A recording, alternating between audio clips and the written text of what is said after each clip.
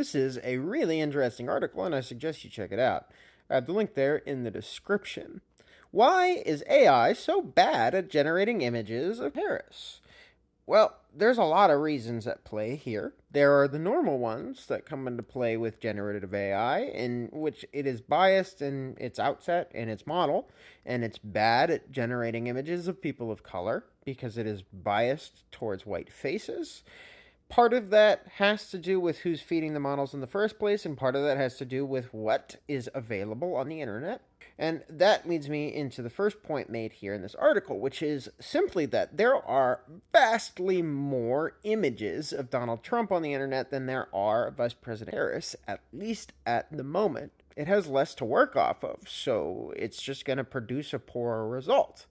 There are other things at play, though. Again, the racial bias that I mentioned earlier, but also a lot of people who are trying to generate these images are trying to do so with a specific agenda in mind. Namely, one that targets Harris and makes her look bad. Those generative AI images, because of their prompts, because of what the outcome is supposed to be, are kind of poisoning the well for the rest of them. So that if you're trying to make a legitimate image of the vice president, you're going to get kind of a tainted result that looks like a mishmash of a bunch of different black women, sometimes even Latino women. Again, part of that is intentional on the people who are feeding into this, and part of it is just sort of incidental.